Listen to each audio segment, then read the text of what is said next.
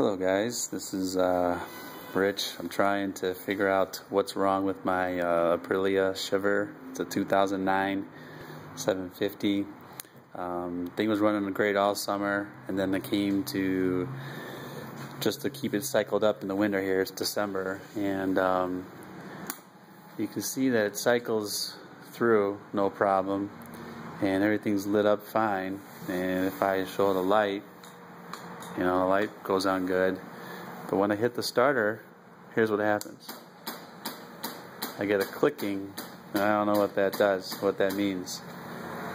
I don't know if that's a plug issue or if that's a starter issue, but any help would be great. Thanks a lot, guys. Please leave comments below.